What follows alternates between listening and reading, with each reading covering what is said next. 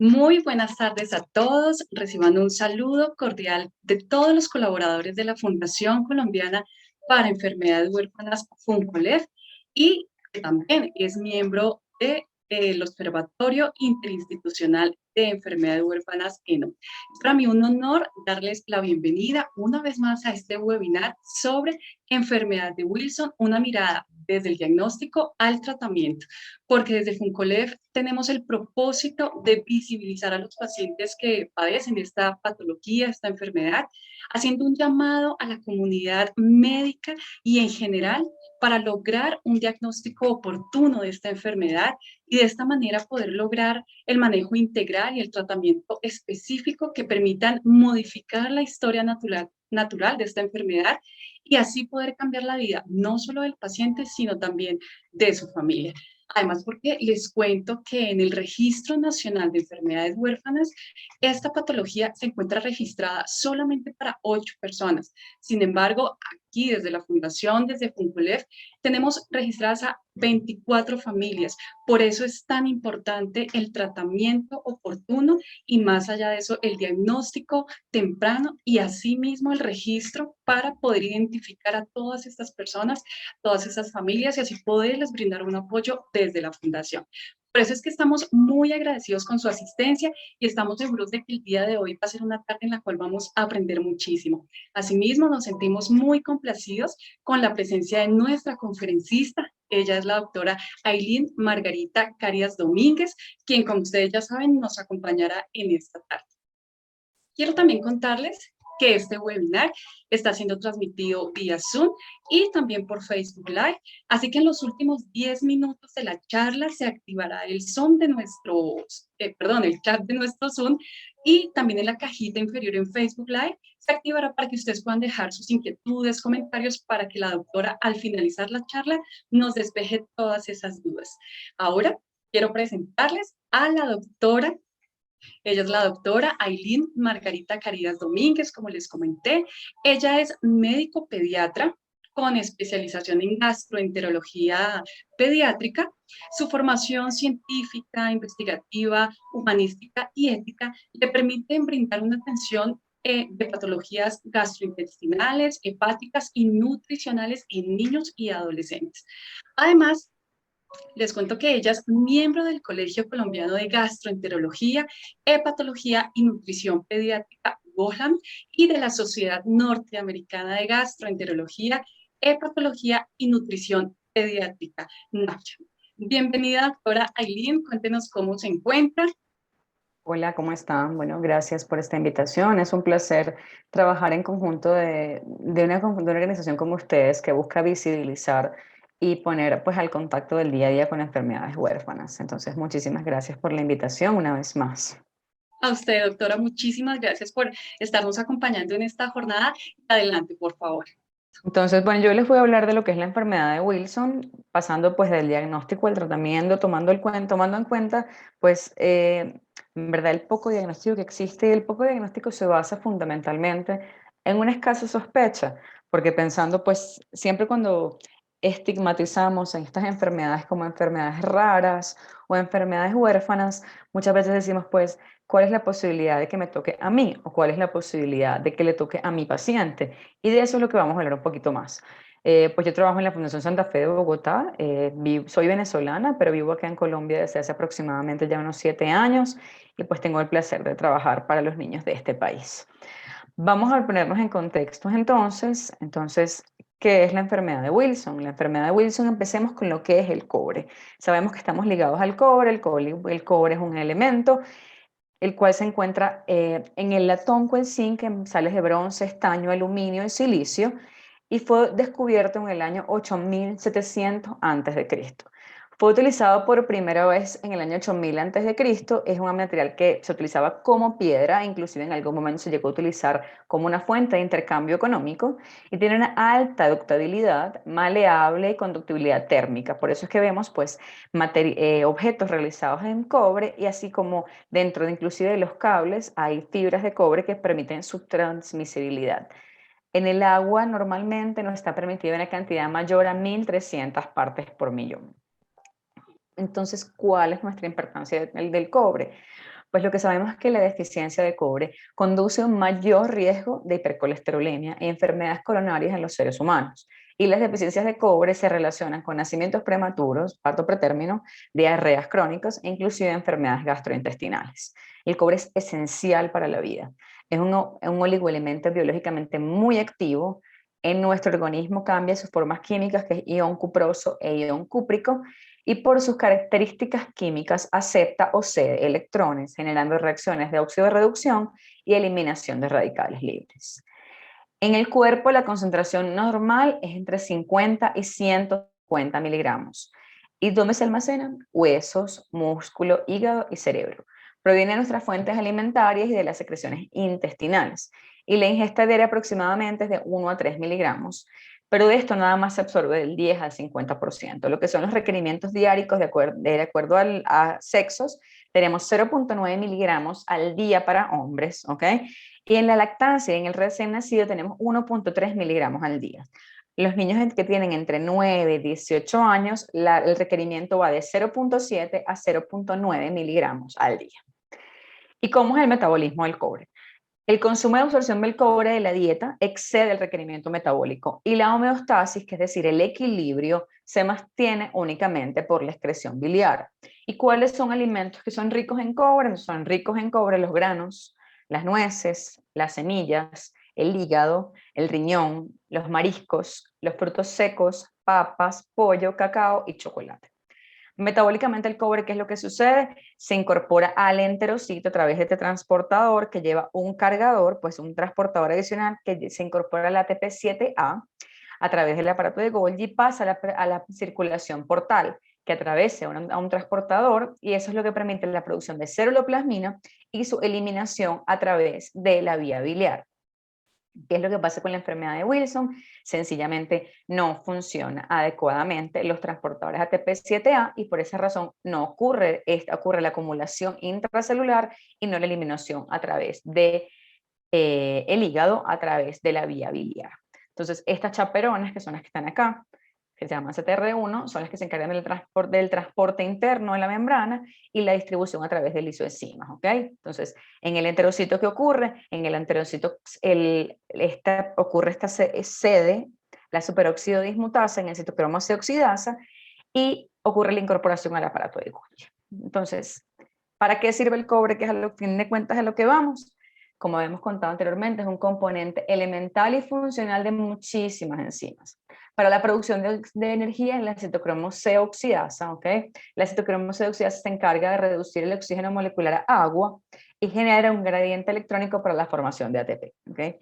Está la lisiloxidasa para la formación de tejido conectivo, se encarga de ayudar también en el metabolismo del hierro a través de la ferroxidasa 1 y 2, en el funcionamiento del sistema nervioso central, en la síntesis y metabolismo de neurotransmisores como dopamina beta oxidasa y monomina oxidasa, en la formación de melanina y de funciones antioxidantes. Entonces, ¿qué es lo que ocurre? Lo que ocurre es que actúa a nivel de múltiples reacciones de oxidorreducción para permitir la adecuada homeostasis o equilibrio de este oligoelemento en nuestro cuerpo.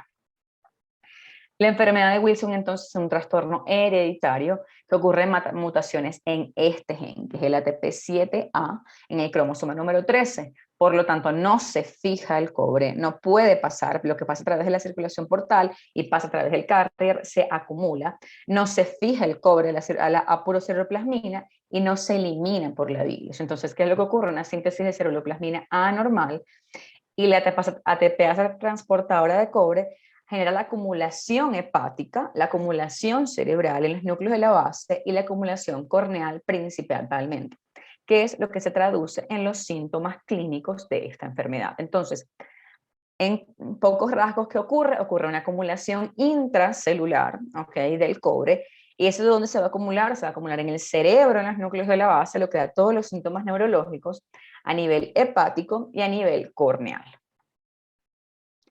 ¿Cómo es el componente genético de la enfermedad de Wilson? Entonces, este gen ATP7B, que está en la región 14.3 del cromosoma 13, tiene una herencia autosómica recesiva. ¿Qué quiere decir eso? Que si madre portador y padre portadores, ¿ok?, tienen un 25% de tener un hijo no afectado, ¿ok?, y no portador. el 50% puede estar no afectado, pero ser portador de gen, y hasta un 25% de posibilidades de afectado. Esta proporción genética y esta probabilidad genética mendeliana ocurre en cada uno de los embarazos. Es decir, que si este embarazo fue un embarazo con un producto, un niño nacido, que es portador pero no afectado, no es que, bueno, ya tenemos 50% y el 75% le va a restar en el próximo embarazo, no, seguimos teniendo la misma cantidad de probabilidades. Se han descrito hasta 520 mutaciones en este gen y pueden ser heterocigotas compuestas. Las proteínas distintas de ATP7B contribuyen al mecanismo molecular de la excreción del cobre, y las mutaciones o polimorfismos de estas proteínas pueden contribuir a una enfermedad de Wilson. Por eso la presentación clínica es altamente variable, es decir, es polimorfa la presentación genética porque hay hasta 520 mutaciones descritas y puede presentarse a cualquier edad. Las mutaciones de los alelos son diferentes entre sí, entonces eso es lo que vamos a ver. ¿Qué es lo que pasa a nivel mundial?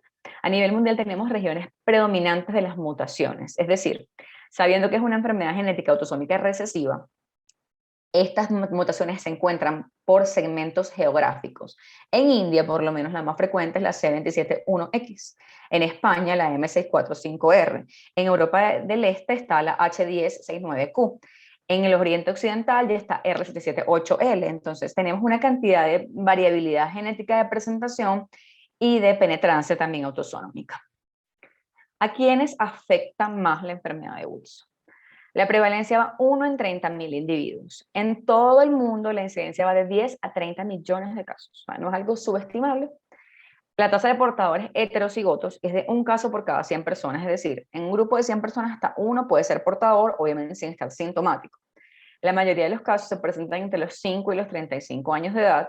El 3% va más allá de la cuarta década de vida e incluso se presenta en mayores de 80 años. Entonces, si nos damos cuenta acá, ¿cuál es la edad más común de diagnóstico? ¿Okay?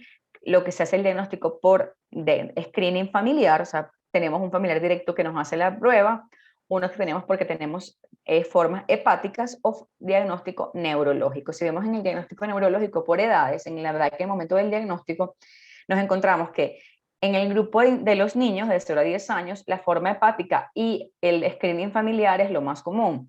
Ya cuando pasamos a la segunda década de la vida, empezamos a tener manifestaciones neurológicas, manifestaciones hepáticas y pues igual tenemos un screening familiar.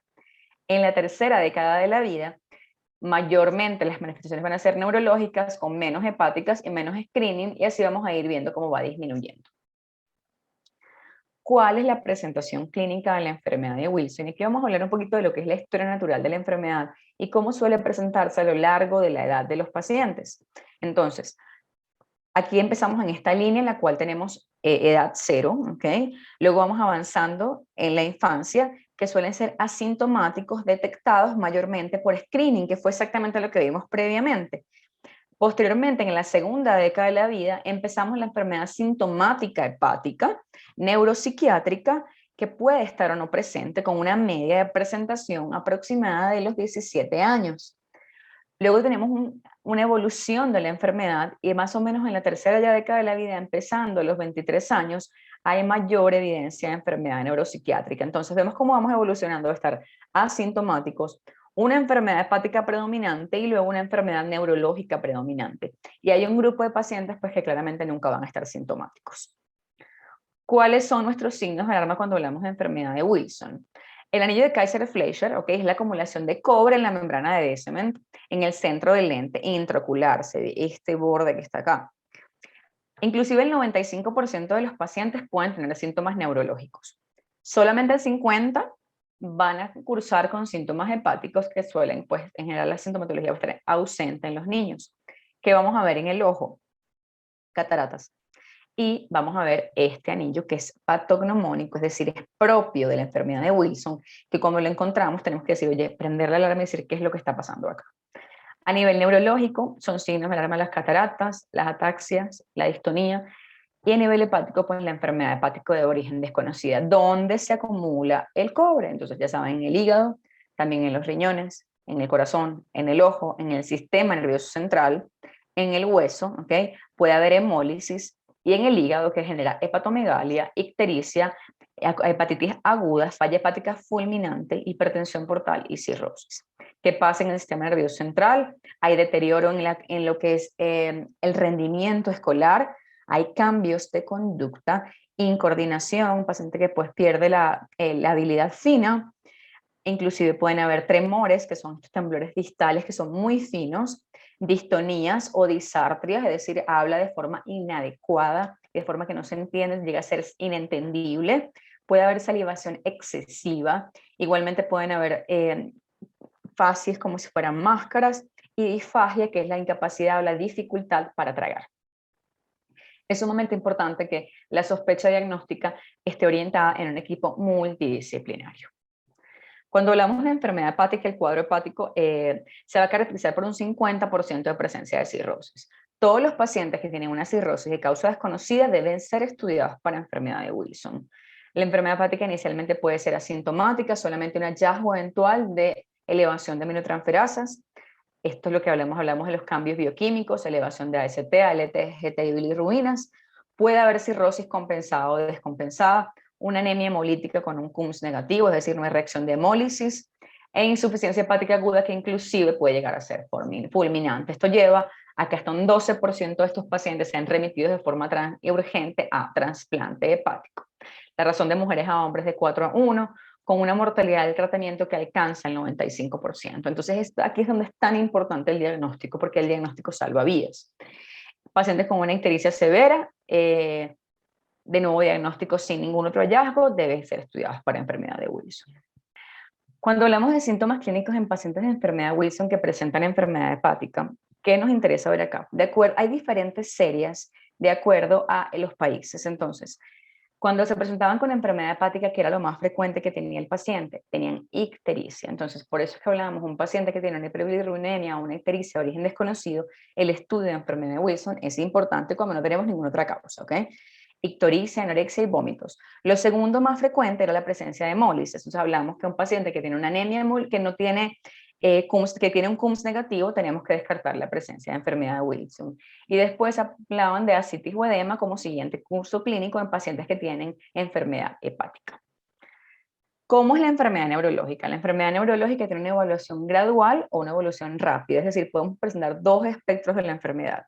Lo primero va a tener un síndrome rígido akinético, que es como un parkinsonismo juvenil. Puede haber pseudoesclerosis dominada por el temblor, lo que les hablaba de los tremores, que son temblores finos y distales, que inclusive se pueden confundir con deterioro neurológico de la edad. Y dice, bueno, pero ¿qué es lo que está pasando acá? Y pasa con el paciente que tiene ya más edad, que es un paciente pues ya de la sexta década de la vida o séptima década de la vida, y piensan que es un deterioro por edad, y en verdad se trata de una enfermedad de Wilson. Pacientes atáxicos que no son capaces de alcanzar el objetivo, que tienen un deterioro marcado de lo que es su capacidad neurológica, distonías, pérdidas de tonos focales o segmentarias, de repente un paciente que hay un deterioro marcado neurológico, que pierde la fuerza muscular, afonía, cambios en el tono de la voz, cambios en la forma en la que hablábamos también de la disartria, que es pérdida completamente de la coordinación del habla, es decir, no se entiende absolutamente nada. Puede haber este síndrome de batimiento de alas, que es como un movimiento de las manitos en las cuales parece que estuviésemos volando, ¿ok?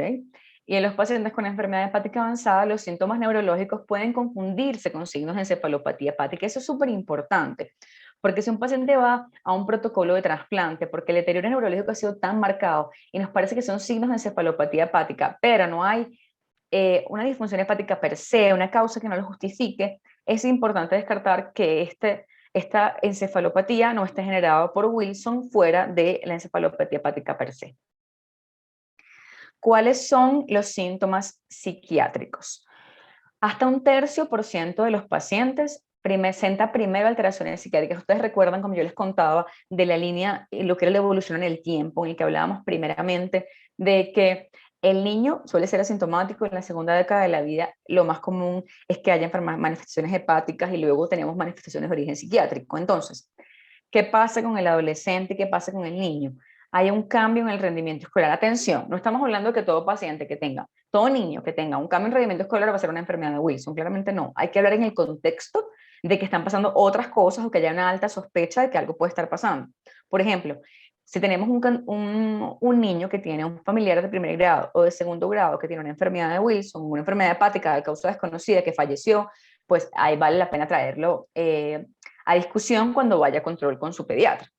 Cambios en la personalidad, hablamos de personalidades muy explosivas, hipersexualización de los niños fuera de la edad. Por supuesto hay que prender alarmas, porque cuando tenemos un niño que llega hipersexualizado a consulta, la primera alarma que tenemos es una alarma de abuso sexual, que no va relacionado nada con la enfermedad de Wilson, pero sí es importante que lo hablemos, porque al hablarlo decimos, bueno, si no tenemos ningún factor de riesgo en el núcleo, ni interno ni externo, que nos haga pensar qué está pasando, porque esta niña o este niño está actuando de esta forma tan atípica como seductora, hay que saber que la enfermedad de Wilson, por el depósito de cobre en los ganglios basales, cambia la percepción de la sexualidad. La habilidad afectiva, exhibicionismo, lo que les contaba, y comportamientos inapropiados para la edad, ¿ok? En el adulto suelen haber rasgos psicóticos similares a la paranoia, esquizofrenia y depresión. En general, la función cognitiva no se deteriora notablemente, o sea, no vemos un cambio importante cognitivo, pero sí vemos cambios conductuales. ¿Cómo se hace el diagnóstico entonces de la enfermedad de Wilson? Como hablábamos previamente, la sospecha es lo más importante, ¿ok? Debe considerarse en cualquier paciente que tenga anomalías hepáticas, neurológicas o psiquiatras inexplicadas. Los que tengan manifestaciones clínicas sugestivas de enfermedad de Wilson, ¿qué hay que hacerles? Un hemograma, bioquímica hepática, niveles de ceruloplasmina, cobre en plasma y examen con lámpara de hendidura, que es el examen oftalmológico. Y hay que determinar la excreción en orina de cobre de 24 horas, que puede ser suficiente para excluir el diagnóstico o establecerlo. Si hay resultados indeterminados, pues hay que pensar en el estudio molecular o en la biopsia hepática. ¿Qué se desarrolló? Se desarrolló esta forma de diagnóstico, que es un algoritmo, que se hizo en la 8ª reunión internacional sobre la enfermedad de Wilson, en Leipzig en el 2001, ¿okay? En el cual se clasifica de acuerdo a signos y síntomas típicos, otros test y una puntuación total. O sea, aquí lo pueden ver clarísimamente, ¿ok? En los cuales los anillos de Kaiser-Fleischer, que son los anillos, el anillo de cobre a nivel del ojito, presentes o ausentes, síntomas neurológicos severos, moderados o ausentes, niveles de ceruloplasmina sérica, la anemia hemolítica con un CUMS negativo, el nivel de cobre hepático en ausencia de colestasis, el cobre urinario, ¿ok? Y pues si hay análisis de mutaciones, la presencia o no de mutaciones. Esto puntea en 4 o más como un diagnóstico confirmado, en 3 como posible, pero necesitamos más test, es decir, que necesitaríamos la parte genética, y en 2 o menos como un diagnóstico poco probable, ¿ok? Entonces, este cuadro, si nos damos cuenta, pues cuando hablamos al principio de toda esta parte del signos y síntomas clínicos típicos, en verdad no es nada difícil. O sea, una ceruloplasmina sérica no es tan costoso. Esta parte es clínica, un examen oftalmológico adecuadamente hecho y un CUMS, que cualquiera lo puede hacer, nos da una orientación bien marcada de que puede estar tratándose o no una enfermedad de Wilson. Este es el algoritmo en general, lo que dice 0 a 1 punto, 2 a 3 o más de 4 puntos. Entonces tenemos de 0 a 1 puntos, pedimos un cobre urinario y luego un cobre hepático que nos va a dar normal o alterado y nos va a permitir saber si vamos a ir a un análisis de mutaciones. Si por el contrario tenemos 2 a 3 puntos y el cobre urinario pues me da mayor a 1.6 microgramos sobre milimol, pasamos a más de 4 y ya tenemos un diagnóstico y aquí pasamos directamente a confirmación de diagnóstico. Entonces la necesidad o no del análisis de las mutaciones. Aquí tenemos un apartado en el que dice que los niños el umbral puede reducirse a 0.64 micromol sobre decilitro, entonces es súper importante porque no es lo mismo este 1.6 que este 0.64. Cuando hablamos de neuroimagen, tenemos en la imagen de la resonancia magnética esta imagen de expectación de ganglios basales, que es la que llamaba imagen del panda gigante, fíjense que se asemeja muchísimo a un oso panda, y que es patognomónica de enfermedad de Wilson. Hay muchas modalidades nuevas de diagnóstico y les quiero comentar un poquito para que sepan que hay muchísimo futuro por delante.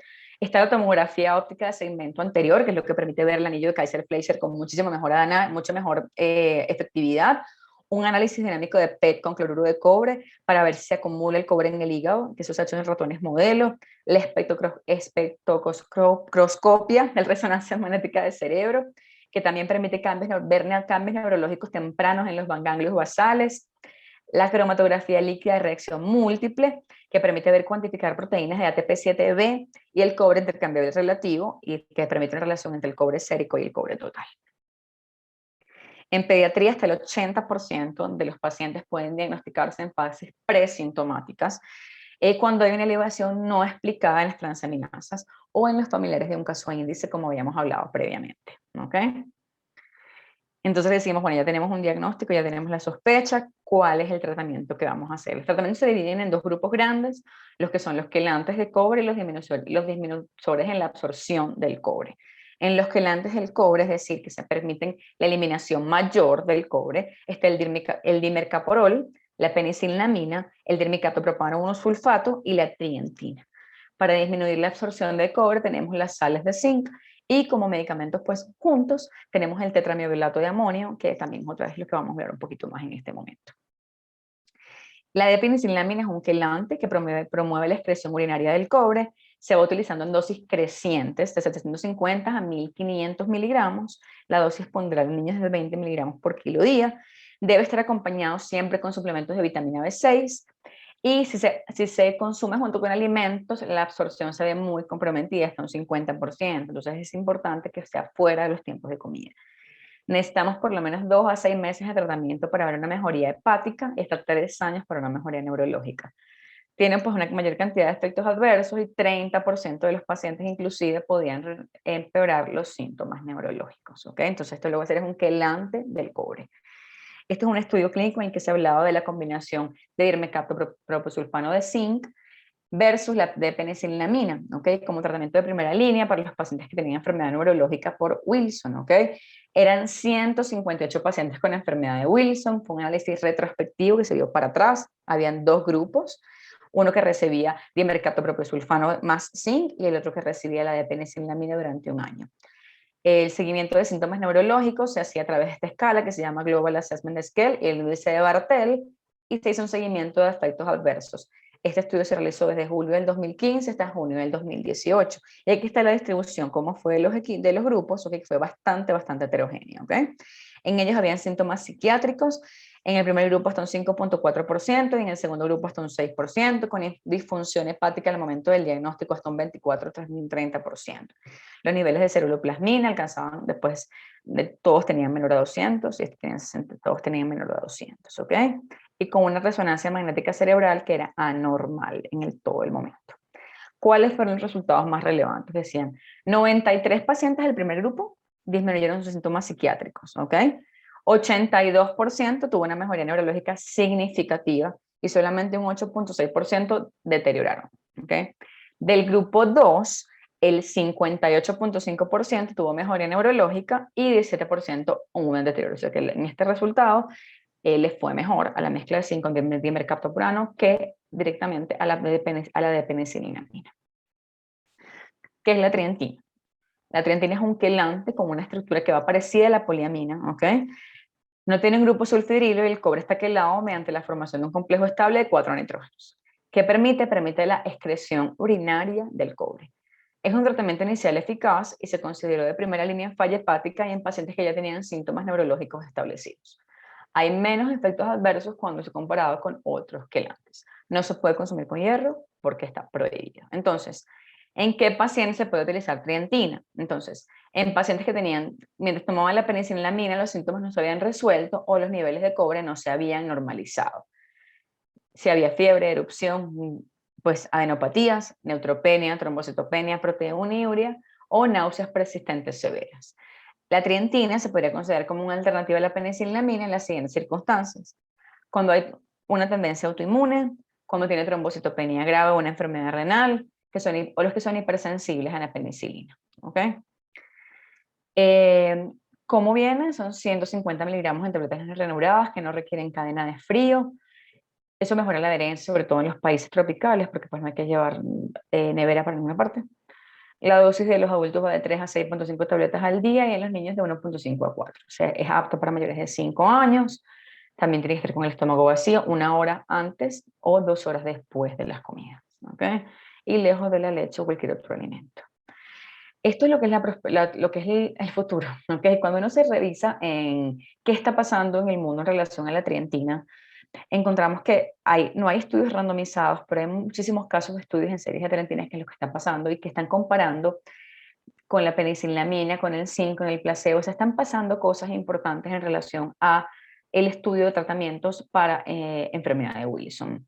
Esto es lo que les quiero también contar, que hubo un estudio retrospectivo en el año 2013, que fue una mediana de 13.3 años, que hablaba de los efectos adversos que condujeron a la interrupción del tratamiento, que fueron más comunes con penicillamina que con trientina, ¿ok? La artralgia, por lo menos que son los dolores articulares, ocurría en 4 pacientes que tomaron trientina, 2 tuvieron náuseas o dolor gástrico y 1 tuvo pues pleuritomialgia o nefropatía, ¿ok? Ningún paciente pues falleció por resultados de tratamiento, entonces hablaba de pues lo que era la mejor tolerabilidad de la trientina en relación a la de penicillamina. Esto es un estudio que está pasando en este momento, está en momento de reclutamiento con trientina para el tratamiento de enfermedad de Wilson. Si nos damos cuenta, esto está desde septiembre, el 2 de septiembre de este año. Hablan ellos en su primera fase de equipo de estudio que por 70 años la primera línea fue la penicillamina. Hay un estudio fase 3, que significa que estamos avanzando y está en fase de aprobación. Que habla que pues, la trientina no es inferior a la penicillamina como tratamiento de primera línea y están tratando de codificar para los demás países la posibilidad de la disponibilidad de la trientina como un tratamiento de primera línea. Hablamos entonces de lo que es el zinc, ¿ok? El zinc, recordemos que tenemos los quelantes y los que pues disminuyen la absorción. El zinc, ¿qué hace? Interfiere con la absorción del cobre en el tracto gastrointestinal, ¿ok? Lo que permite es que la metionina tiene mayor afinidad por el cobre que por el zinc y se une preferiblemente al cobre y no permite que se absorba. Como el cobre también ingresa al tracto gastrointestinal a partir de la saliva y las secreciones gástricas, el tratamiento con zinc lo que hace es un balance negativo y se elimina el cobre, ¿ok? Entonces lo que hace es que no se absorba, permitiendo la eliminación a través de la orina. Este es un estudio del año 2017 en el cual se revisaban las sales de zinc para el tratamiento de enfermedad de Wilson. Fueron 2 revisiones sistemáticas y 6 estudios observacionales que apoyaban el uso de zinc como primera línea de tratamiento, como monoterapia o combinada con quelante, es decir, combinada con penicillamina o trientina. Sin embargo, faltaba muy buena evidencia. Decía, se puede utilizar combinado, es mejor utilizarlo primero de primera línea. Hay muchos efectos adversos asociados al uso de zinc solo desde el punto de vista gastrointestinal, y también hablaban que será mejor tolerado el acetato de zinc versus el sulfato de zinc, entonces no había suficiente evidencia para recomendar solamente el uso de zinc, pero es una alternativa terapéutica. Cuando hablamos de TTM, que es tetratiomioglobdato, se estudió como tratamiento inicial con la enfermedad de Wilson con los pacientes que tenían síntomas neurológicos, también es un agente quelante, ¿okay? Interfiere con la absorción de cobre en el intestino, se une al cobre plasmático con la albúmina y permite la eliminación a través de los tejidos, ¿okay? Incluyendo los hepatocitos con aumento de la excreción biliar del cobre, que es el problema que tenemos cuando hablamos del efecto ATP-B7. Hay ensayos clínicos de investigación prometedoras, ¿okay? Que están, por lo menos cuando hablamos en este sitio home, que es Clinical Trials, que está en la Biblioteca Nacional de Medicina. Hay 33 ensayos clínicos en este momento andando sobre enfermedad de Wilson, ¿okay? Hablan de las nuevas formas de administrar los medicamentos, cuáles son los efectos adversos, cómo son las formulaciones con trientina con zinc, y en este momento hay 9 estudios además que están planificados, en curso o completados en relación a lo que es un nuevo agente de unión a las proteínas, que el nombre en clave es ALX180, ¿okay? Que es tetraglobdato, pero estamos esperando la aprobación regulatoria, ¿okay? En pacientes con enfermedad de Wilson. Esto está pasando en Reino Unido y todavía estamos esperando. Entonces tenemos que esperar que esto pase pues en Reino Unido, que es donde tiene mayor cantidad de estudios en este momento, para poder llegar acá.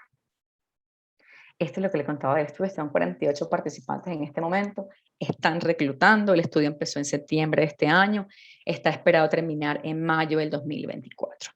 Entonces son estudios que están ocurriendo en este momento para favorecer el tratamiento, para mejorar el tratamiento, para mejorar la calidad de vida. Existe la metanobactina, que es un péptido producido por una bacteria, y dentro de los hepatocitos que hacen, eliminan el cobre tóxico y previenen la lesión mitocondrial, que es lo que lleva a la cirrosis, ¿ok? Hablemos un poquito de terapia génica, es una gotita nada más, no me falta nada. La terapia de reemplazo génico teóricamente puede proporcionar una cura de los trastornos genéticos. ¿Qué es lo que buscamos hacer? Es una terapia génica para mantener la expresión transgénica de ATP7B, es decir, la manipulación del gen para generar la cura. Esto sería la solución a los problemas. Mientras esto llega, porque va a llegar, ya se está trabajando en esto, pues tenemos excelentes alternativas terapéuticas. Miren lo que les quería contar. Es una versión corregida del ATP7B dentro de un vector de virus modificado, es decir, se lleva la mutación dentro de un virus. Es lo que está en investigación, ¿okay? Los pacientes van a recibir una sola dosis de manera intrahospitalaria después se hará seguimiento frecuente durante 1 año y después se continuará durante 4 años. ¿Ok? ¿Cómo se escogen estos pacientes? Con diagnóstico ya establecido, que tengan entre 18 y 60 años y en tratamiento con depenicillamina, trientina o zinc. Entonces, esto está pasando ya y pues son excelentes noticias. Este estudio se llama, es un estudio fase 1, fase 2, es decir, están reclutando en este momento. Este es diferente, este termina en el año de julio del 2027. Hasta ahora hacen falta 16 participantes, como ustedes vieron la incidencia, pues sí es importante, pues no es tan grandísima en todos los países y siguen reclutando. ¿Quién incluye Estados Unidos, Alemania, Dinamarca y Reino Unido? No nos olvidemos que si tenemos un diagnóstico de Wilson, hay que disminuir la ingesta de productos con cobre, crustáceos, híbridos, leguminosas, chocolate, yema de huevo, productos de grano entero, vegetales de hoja oscura y cereales de salvado de trigo.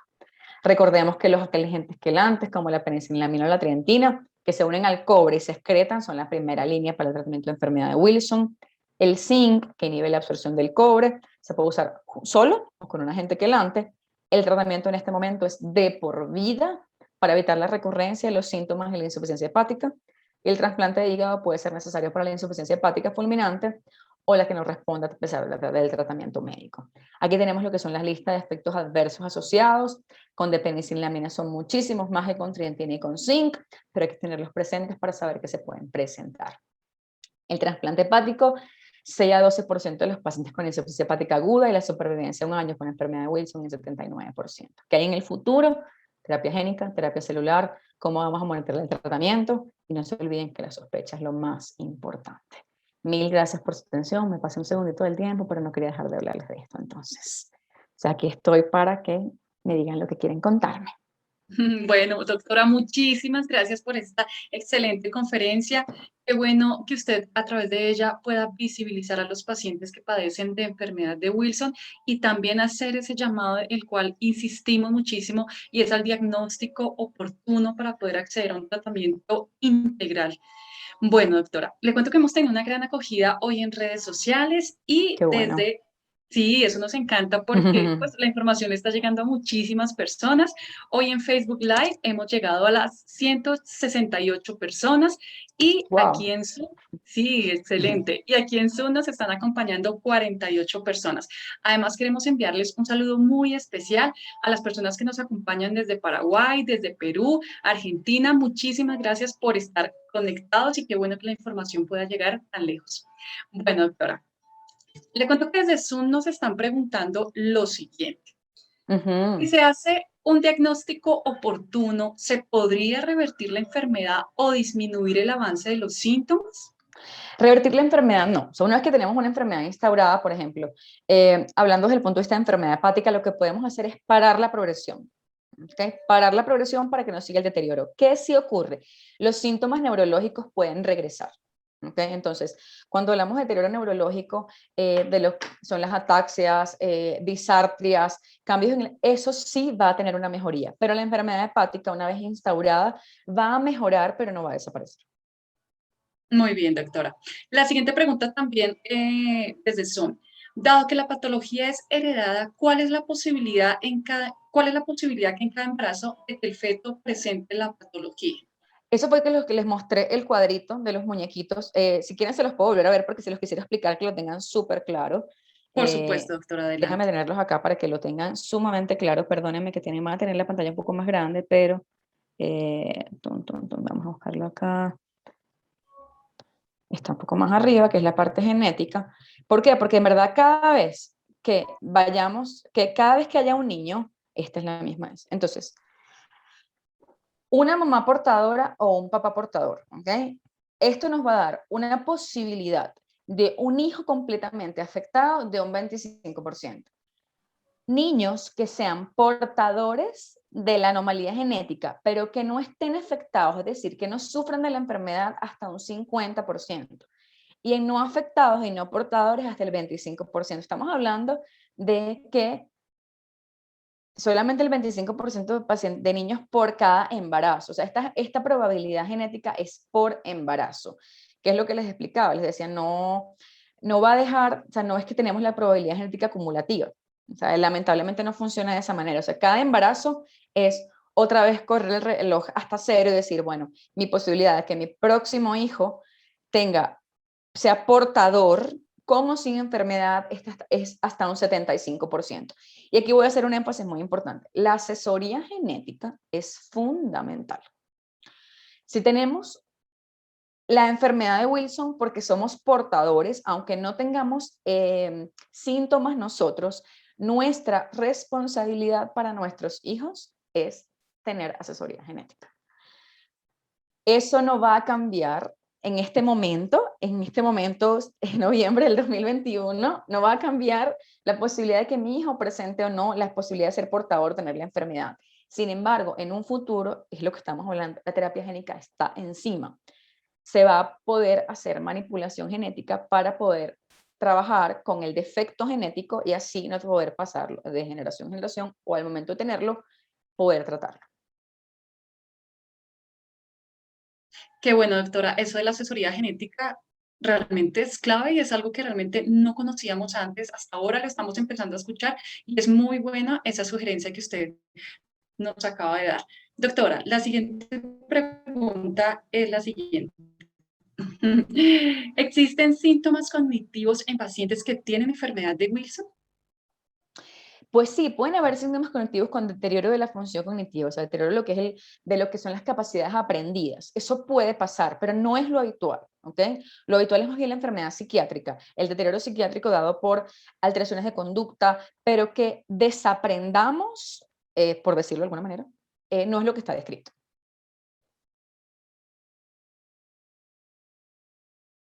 Entendido, doctora. La siguiente pregunta es esta. También desde Zoom. Todas esas preguntas han sido De Zoom. recepcionadas desde Zoom. Sí. ¿Es posible que haya pacientes a quienes le realizaron un trasplante hepático y luego tengan pérdida del trasplante debido a que presentan enfermedad de Wilson? No debería pasar, ¿ok? ¿Por qué? Porque dentro del protocolo de trasplante hepático se pide el cobre y se pide la ceruloplasmina, ¿ok? Entonces, no se debería perder un trasplante hepático por no diagnóstico de enfermedad de Wilson. Eso no debe pasar. Eso no pasa. O sea, de hecho, yo me atrevo a decir que eso no pasa.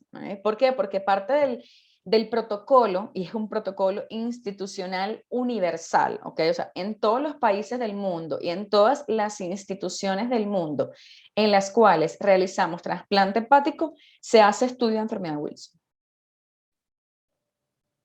O sea, que eso no va a pasar. Eso no tiene por qué pasar. Ok. Ok, doctora, súper clara la respuesta. La siguiente es, ¿los diferentes tratamientos para Wilson son de por vida? Estos son algunos resultados. Sí, todos los tratamientos de Wilson en este momento son de por vida. Todos son de por vida. No hay ningún tratamiento que sea por corto plazo, ni posible de interrumpir, ni por ciclos. Es terapia diaria sin suspender toda la vida. En el futuro, probablemente, cuando ya incorporemos la terapia génica, que es la manipulación genética, esas cosas puedan cambiar. Pero en este momento, todos los medicamentos, inclusive los que están en fases de tratamiento, o sea, en fases de experimentación 1, 2 o 3, todos están planteados para ser de por vida. Muy bien, doctora. Muchísimas gracias por esa precisión. La siguiente pregunta es, si se hace un diagnóstico oportuno, ¿se podría revertir la enfermedad? No, doctora, qué pena. Esa ya la había respondido, si no estoy mal, fue la primera. Sí. La siguiente es esta. ¿Sirve solicitar ceruloplasmina de control una vez? Perdona, ¿me puedes repetir? ¿Sirve solicitar ceruloplasmina cómo? ¿De control una vez? Está No, instaurado el TTO. Así está la no, pregunta. no entiendo mucho la ¿No es pregunta. clara? Bueno, a lo mejor la persona que la hizo podría decirme un poquito más. Entiendo que es una persona que ya tiene diagnóstico, me pueden corregir, y le están haciendo unos niveles de ceruloplasmina para monitorear el tratamiento. ¿Eso podría ser lo que están preguntando?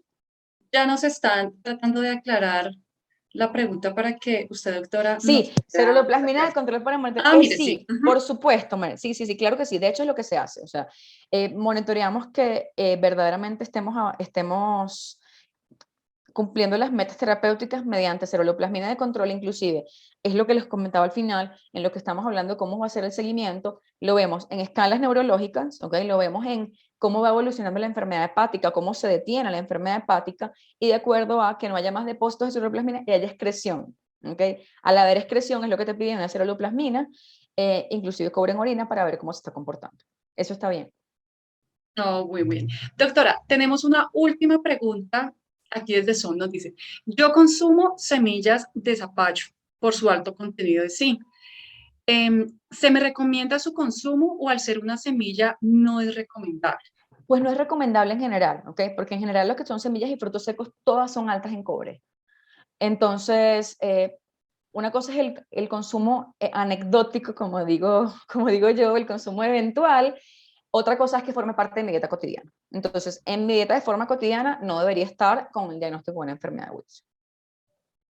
Bueno, doctora, pues de esta forma hemos llegado al final de la conferencia, de esta charla, pero doctora, por favor, un último mensaje, así un llamado importante a toda la comunidad médica y en general para la visibilización y también ese diagnóstico temprano. En verdad lo más importante es la sospecha diagnóstica.